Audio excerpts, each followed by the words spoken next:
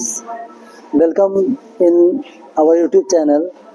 आज जो है हम लोग सेल का स्ट्रक्चर के बारे में समझेंगे कि जो एनिमल सेल्स होता है उसका स्ट्रक्चर कैसा होता है। तो फर्स्ट में हम समझेंगे कि ये जो आप देख रहे हैं ये सेल का हमारा शेप है, क्योंकि आप जानते हैं कि सेल क्या है कि बहुत ही सूक्ष्म चीज़ है। डैट मीन्स कि माइक्रोस्कोपिक थिंग्स है, अर्थात तो न्यूड आई से हम लोग उसको देख नहीं सकते। तो माइक्रोस्कोप के द्वारा जब देखा जाता है तो सेल का हमारा इस तरह का कुछ पिक्चर आता है। तो इसमें हम लोग समझेंगे, जैसे कि आप देख रहे हैं कि बाउंड्री है, दैट मीन्स कि डबल लेयर है। इस लेयर को हम लोग बोलते हैं प्लाज्मा मेम्ब्रेन या फिर सेल मेम्ब्रेन इसे कहा जाता है। प्लाज्मा मेम्ब्रेन या फिर सेल मेम्ब्रेन। ये किस चीज़ से मिलकर बना होता है? तो ये हमारा प्रोटीन से मिलकर बना होता है, प्रोटीन से मिलके बना होता है एंड लिपिड से मिलके बना होता है। और ये क्या होता है? सेमी प्रीमेबल होता है। दैट मीन्स कि क्या हुआ कि सेमी प्रीमेबल कहने का मतलब है कि सेल के इंटरनल पार्ट्स में या फिर उसके जो आउटर पार्ट्स है उसके कुछ एलिमेंट्स है, तो दोनों क्या होते हैं? एक्सचेंजेस होते रहते हैं। लेकिन एक्सचेंजेस कब होते हैं?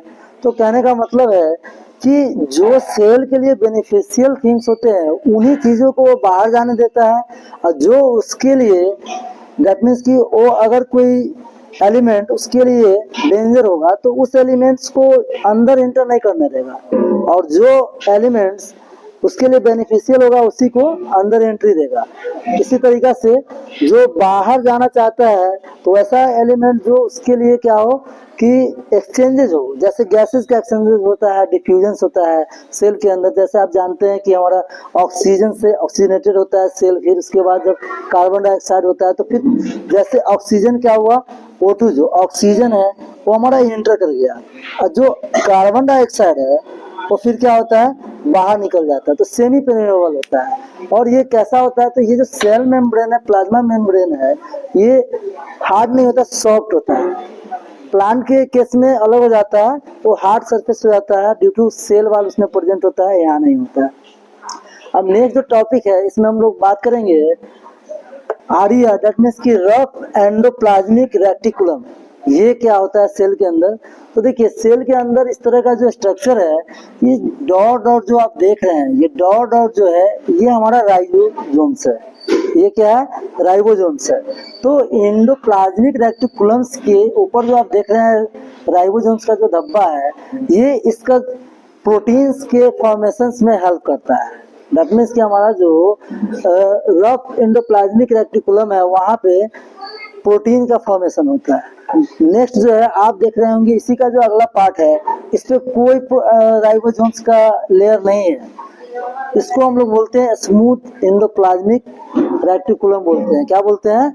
Smooth endoplasmic reticulum. फिर यहाँ पे किस चीज का फॉर्मेशन होता है? तो यहाँ हमारा फैट का और लिपिड्स का फॉर्मेशन होता है, जैसा कि आप देख पा रहे हैं। फिर जो ये एक सर्कल की तरह आप देख पा रहे हैं, ये न्यूक्लियस होता है। क्या होता है? न्यूक्लियस होता है। न्यूक्लियर इन्वेलप्स के थ्रू क्या होता है? ये हमारा सराउंडेड रहता है, अर्थात ये सेफ रहता है। नेक्स्ट, न्यूक्लियस के अंदर भी एक छोटा सा भाग है, उसको हम लोग बोलते हैं न्यूक्लियोलस बोलते हैं। अब हम लोग बात करेंगे कि न्यूक्लियस के अंदर क्या होता है? तो क्रोमोसोम्स होता है। क्रोमोसोम्स दैट मीन्स कि वैसा सब्सटेंस जो जैसे हम लोगों का पेरेंट्स से जो प्रॉपर्टीज इनहेरिट होते हैं वो सारा चीज क्रोमोसोम्स के थ्रू होते हैं। जैसे आप जानते होंगे डीएनए के बारे में। और क्रोमोसोम का जो स्ट्रक्चर होता है वो थ्रेड लाइक स्ट्रक्चर होता है।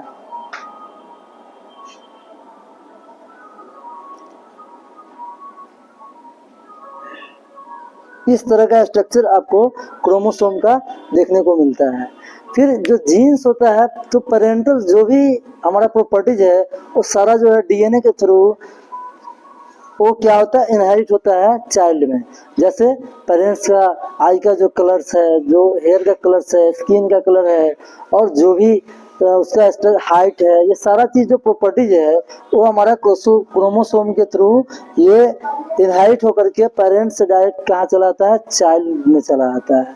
नेक्स्ट आते हैं हम लोग डीएनए। जैसे न्यूक्लियस के पास खुद का डीएनए होता है, उसी तरीका से हम लोग बात करेंगे। सबसे जो इम्पोर्टेंट टॉपिक है वो है हमारा साइटोप्लाज्म। साइटोप्लाज्म क्या होता है? तो सेल के जो इनर वॉल है, जैसे सेल का जो इनर वॉल हो गया, इसके अंदर जो liquid fluid jelly like structures होता है, वो सारा इसमें क्या होता है, फील होता है। जेली लाइक स्ट्रक्चर्स जो भी आप देख रहे हैं ये सब क्या है, साइटोप्लाज्म है। और डिफरेंट क्या होते हैं, इसके अंदर ऑर्गेनेलीज होते हैं। जैसे ऑर्गेनेलीज की बात करेंगे हम, तो हमारा जैसे हो गया एंडोप्लाज्मिक रेटिकुलम हो गया, राइबोसोम्स हो गया, माइटोकॉन्ड्रिया हो गया, उसके बाद हो गया लाइसोसोम्स हो गया। ये सारा क्या हो गया, ये हमारा ऑर्गेनेलीज हो गया। ठीक है, इसके बाद हम लोग बात करेंगे, नेक्स्ट जो टॉपिक है हमारा वो है राइबोसोम्स। तो राइबोसोम्स का प्रोटीन का फैक्ट्री बोला जाता है, अर्थात राइबोसोम सेल के अंदर जो प्रोटीन फॉर्मेशन होता है वो राइबोसोम्स के थ्रू होते हैं। राइबोसोम्स के थ्रू प्रोटीन का फॉर्मेशन होता है। नेक्स्ट एक टॉपिक है माइटोकॉन्ड्रिया। तो माइटोकॉन्ड्रिया के अंदर इसको सेल का पावर हाउस बोला जाता है। Mitochondria is known as the power house of cell. अब इसका ये जो आप देख रहे हैं माइटोकॉन्ड्रिया, इसका खुद का अपना डीएनए होता है और ये खुद से प्रोटीन भी बनाता है। इसके अंदर राइबोसोम्स भी होते हैं जो क्या करता है, प्रोटीन्स का फॉर्मेशन करता है। तो सेल का जो पावर हाउस है उसे माइटोकॉन्ड्रिया को कहा जाता है। नेक्स्ट जो टॉपिक है वो है हमारा लाइसोसोम्स क्या होता है। तो लाइसोसोम्स जो आप देख रहे हैं, लाइसोसोम्स क्या करता है कि सेल के अंदर बनने वाले जो भी गार्बेज थिंग्स होते हैं, जैसे अगर सेल का फॉर्मेशन हो रहा है तो बहुत सारा चीज, कुछ प्रोटीन्स है, बहुत सारा फॉर्मेशन हो रहा है, इसमें कुछ ऐसा चीज भी बनता होगा जो सेल के लिए क्या होगा, वो डेंजर होगा, वो सही नहीं होगा। तो उन चीजों को क्या करता है, लाइसोसोम्स डाइजेस्ट कर जाता है। सेल के अंदर लाइसोसोम्स के अंदर एक खास तरह का लिक्विड होता है, एक खास तरह का एंजाइम होता है जो क्या करता है कि इसके अंदर जो भी गार्बेज है उस चीजों को क्या करता है, इसको डाइजेस्ट कर जाता है। और दूसरा नंबर, लाइसोसोम्स को सुसाइडल बैग के नाम से भी जाना जाता है।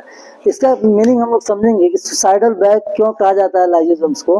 तो जब भी अगर हमारे सेल के अंदर, न्यूक्लियस के अंदर कोई भी प्रॉब्लम आएगा, किसी भी तरह का प्रॉब्लम आएगा, तो सीधा लाइसोसोम्स को ये कहेगा कि सेल्स को पूरा डिस्ट्रॉय कर दूं। तो लाइसोसोम्स क्या करेगा, उस पूरे सेल को ही डिस्ट्रॉय कर देगा, खत्म कर देगा। इसीलिए लाइसोसोम्स को सुसाइडल बैग भी कहा जाता है। नेक्स्ट हम लोग आते हैं, नेक्स्ट टॉपिक है हमारा माइटोकॉन्ड्रिया साइटोप्लाज्म। अब ये जो हो गया, गोल्गी एपरेटस क्या करता है, जैसा कि मैंने आपको बताया कि जो एंडोप्लाज्मिक रेटिकुलम्स है, रफ है तो यहाँ पे प्रोटीन का फॉर्मेशन होगा, स्मूथ है तो लिपिड्स एंड फैट का फॉर्मेशन होता है। अब ये जो आप देख रहे हैं गोल्गी एपरेटस, तो गोल्गी एपरेटस क्या करता है, सेल के अंदर जितने भी प्रोटीन्स है या फिर जो सब्सटेंस बन रहा है उसको ये स्टोर करता है। ये अलग अलग जगहों पे स्टोर करके ये क्या करता है, डिलीवर करने का काम करता है। सेल के डिफरेंट पार्ट्स में जा करके उन चीज़ों को डिलीवर करता है। जैसे सपोज कीजिए कि किसी चीज़ को हम क्या करते हैं, पैकेजिंग करते हैं। पैकेजिंग करने के बाद क्या करते हैं कि उसको अलग अलग जगहों पे जहाँ जरूरी है वहाँ पे उसको डिलीवर कर देता है।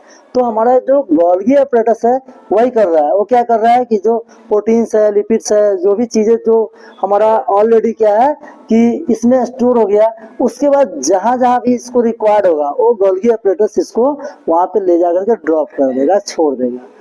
तो आज मैं सेल का आपको एनिमल सेल के बारे में बताया हूँ।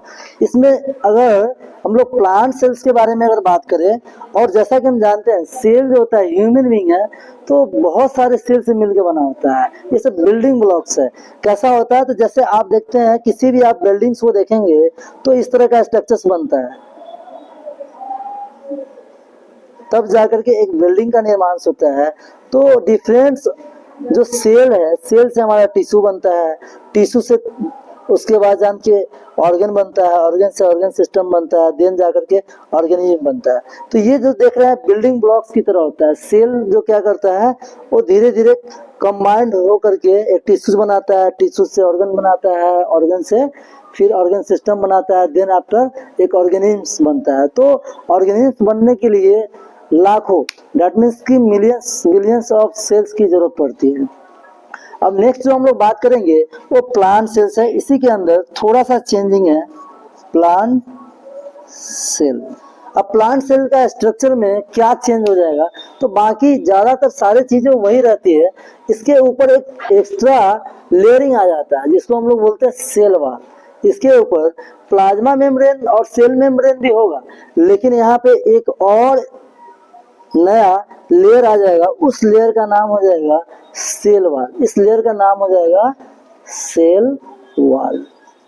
ये जनरली डेड सेल्स से मिलकर बना होता है और ये क्या करता है, हमारे सेल को एक हार्ड स्ट्रक्चर प्रोवाइड करता है। अर्थात प्लांट्स का जो आप देखते हैं, प्लांट जो होता है क्या होता है, वो उसका जो सेल्स होता है, प्लांट्स का बॉडी सरफेस जो होता है उसको टच करने के बाद कैसा आपको फील होता है, एकदम हार्ड होता है, वो सॉफ्ट नहीं होता है। तो ये जो होता है सेल वॉल से मिलकर बना होता है। एनिमल सेल में सेल वॉल प्रेजेंट नहीं होता है और प्लांट सेल में सेल वॉल प्रेजेंट होता है। इसके बाद इसमें एक और भी टर्म्स है, प्लास्टिड्स। एनिमल सेल्स के अंदर प्लास्टिड्स, प्लास्टिड्स के अंदर हम लोग जानते हैं क्लोरोप्लास्ट। क्लोरोप्लास्ट, क्लोरोप्लास्ट में क्या होता है कि क्लोरोप्लास्ट के अंदर जो क्लोरोफिल पाया जाता है, दैट मीन्स की फॉर्मेशन ऑफ फ्लावर। जब फ्लावर का जो कलर होता है, फ्रूट्स का जो कलर होता है, वो सारा जो है हमारा क्लोरोप्लास्ट के थ्रू होता है। इसका क्रोमोप्लास्ट का खुद का डीएनए होता है। तो डीएनए का अगर बात करें तो माइक्रोकॉन्ड्रिया का खुद का डीएनए होता है, न्यूक्लियस के पास भी खुद का डीएनए होता है। और नेक्स्ट जो टर्म है वो प्लांट सेल के अंदर प्लास्टिड्स है, वहां भी डीएनए इसका खुद का होता है। ठीक है। और प्लांट सेल्स के अंदर भी ये जो टर्म्स होते हैं प्रोटीन्स, फैट्स और लिपिड्स का ही ये सेल भी बना होता है। तो आज के लिए मैं आपको एनिमल सेल्स के बारे में और प्लांट सेल्स के बारे में बताया। Thank you, have a nice day. अगर वीडियो को अच्छा लगे तो आप लाइक एंड सब्सक्राइब करें चैनल को। थैंक